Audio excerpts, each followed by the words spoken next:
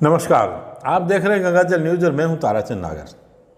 बाप उपखंड की ग्राम पंचायत चिमाना में आज सुबह एक गरीब परिवार पर वज्रपात हो गया। इस परिवार की 10 माह की मासूम बच्ची झोंपड़े में लगी आग की भेंट चढ़ गई। झोंपड़े की आग बुझा रहे प्रत्येक व्यक्ति की आंखों को नम कर दिया। पोस्टमार्टम के बाद बच्ची का शव परिजनों के सुपुर्द किया गया। चिमाना निवासी कर्णाराम भील के झोंपड़े में आज सुबह करीब 11 बजे अचानक आग लगी। उस समय परिवार के सभी सदस्य पास ही खेत में काम कर रहे थे। 10 माह की मासूम अंजलि झोंपड़े के अंदर सो रही थी। झोंपड़े से आग की लपटें उठती देखकर परिवार के लोग और अन्य लोग वहां पहुंचे, लेकिन तब तक बहुत देर हो चुकी थी। झोंपड़े में सो रही बच्ची आग की लपटों की भेंट चढ़ चुकी थी। आग से झोंपड़े में रखा खाने पीने का सामान, बर्तन, बिस्तर आदि भी और जरूरी कागजात, आधार कार्ड आदि भी जलकर राख हो गए। बच्ची के साथ साथ करीब 1.5 लाख रुपये का सामान जल गया। आग कैसे लगी, इसके बारे में कयास लगाए जा रहे हैं कि वहाँ जल रहे चूल्हे की चिंगारी से झोंपड़े में आग लग गई होगी। सूचना मिलने पर घंटियाली नायब तहसीलदार रमजान खान, आरआई शैतान राम बिश्नोई, पटवारी स्वरूपाराम बिश्नोई आदि मौके पर पहुंचे। एसडीएम हरि सिंह देवल व तहसीलदार प्रतिज्ञा सोनी ने बताया कि मुख्यमंत्री सहायता कोष से आर्थिक सहायता के लिए प्रकरण बनाकर जिला कार्यालय भिजवाया गया है। चाकू थाना अधिकारी जमील खान ने बताया कि मृतका का CSC बाप में मेडिकल बोर्ड से पोस्टमार्टम करवाया गया था। स्क्रीन पर आप जो सीन देख रहे हैं कि अंडर ब्रिज के अंदर का है और आज शाम करीब 5:30 बजे ये वीडियो बनाया गया। ब्रिज के दोनों ओर दीवार बनी है, जिसे टेक्निकल भाषा में इंटर वॉल कहा जाता है, और इस दीवार में जो गोल गोल छेद बने हैं उन्हें वीप होल कहा जाता है। आपको इन्हीं वीप होल से पुल में पानी गिरता हुआ नजर आ रहा है और ये पानी पुल के नीचे से गिर रहा है, जिससे वाहन चालकों व ट्रैफिक गुजरने वालों को परेशानी हो रही है। आप सोच रहे होंगे बरसात बंद हुई तो बड़ा हो चुका है, तो ये पानी कहाँ से आ रहा है। यही सवाल हमने भी ब्रिज के अधिकारियों से किया, लेकिन हमारा सवाल सुनने देना। हम आपको बता दें, और आप भी अगर इस रास्ते से गुजरते हैं तो आप भी देख रहे होंगे कि एक सप्ताह से अंडर ब्रिज के इंटेक वॉल में बने वीप होल से पानी 24 घंटे ब्रिज के अंदर गिरता रहा है, जिससे पुल में पानी जमा हो गया। ब्रिज के PHD कार्यालय की ओर बनी इंटेक वॉल के वीप हॉल से पानी अंदर से गिर रहा है।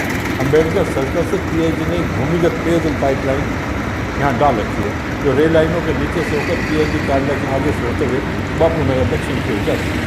आशंका यह है कि पाइपलाइन लीकेज कर रही है, जिससे पानी ब्रिज के इंटेक वॉल से अंदर की ओर गिर रहा है। पानी पुल के मध्य में एकत्रित हो गया है, जिससे वही पुरानी समस्या सामने आ रही है।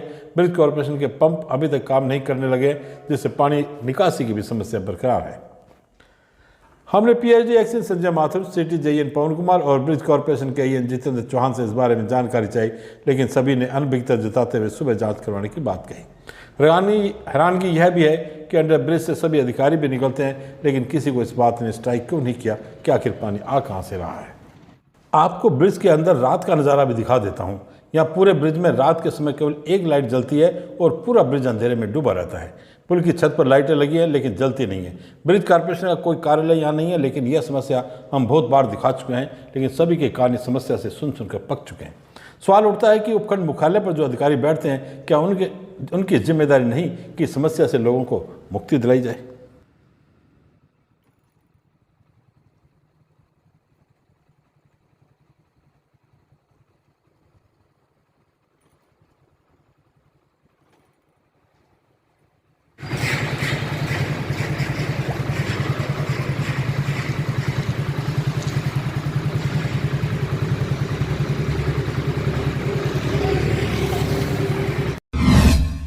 धन्यवाद नगर पालिका का धन्यवाद हम इसलिए अदा कर रहे हैं कि PWD कार्यालय के सामने सड़क पर बने गड्ढों पर आज सड़क बना दी गई थी। बरसात के दौरान यहाँ बहुत गड्ढे हो गए थे, इसमें एक गड्ढा तो बहुत ही खतरनाक था।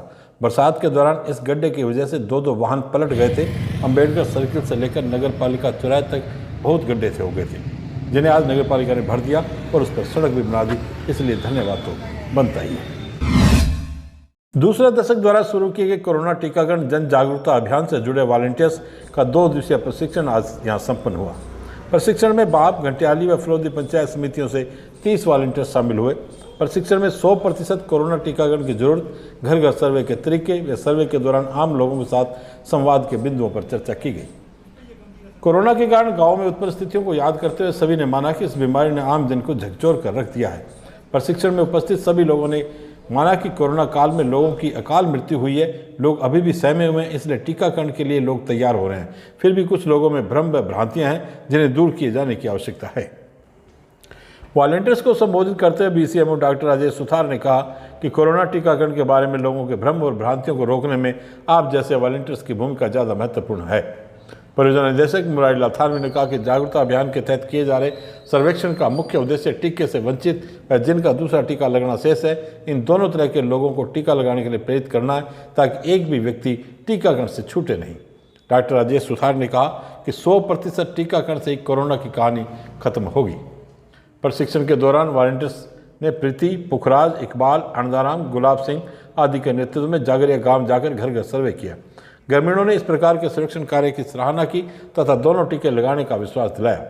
सर्वे टीम में कमला रंगा, फखरुद्दीन, भियाराम जैसे स्वयंसेवी संस्थाओं में काम कर चुके अनुभवी कार्यकर्ता शामिल थे। सभी का धन्यवाद करते हुए दूसरा दशक के वरिष्ठ कार्यकर्ता कमल शर्मा ने बताया कि वॉलंटियर्स के अगले प्रशिक्षण बाप, चारनाई, घंटियाली, शेखासर, कारासर आदि स्थानों पर होंगे। ग्राम विकास अधिकारियों की बैठक आज पंचायत समिति सभागार में हुई। बैठक की अध्यक्षता एसडीएम डॉक्टर अर्चना व्यास ने की। बैठक में प्रधान हाजी उमरदीन भी मंचासीन थे। एसडीएम ने प्रशासन गांवों के संग अभियान में सभी व्यवस्थाएं अच्छी तरह से करने के लिए ग्राम विकास अधिकारियों को निर्देशित किया। प्रधान हाजी उमरदीन ने कहा कि लोगों को अभियान से बहुत अपेक्षाएं हैं और उनकी उम्मीदों पर खरा उतरने की चुनौती हमारे सामने है। सरकार के स्पष्ट निर्देश हैं कि अभियान में अधिकाधिक लोगों को राहत प्रदान की जाए। बैठक में ग्रामीण विकास एवं पंचायती राज विभाग से संबंधित योजनाओं पर एवं प्रशासन गांवों के संग अभियान पर चर्चा की गई। बीडीओ नारायण सुथार ने ग्राम विकास अधिकारियों को निर्देशित किया कि वे अभियान में जनहितार्थ कार्यों पर विशेष ध्यान दें।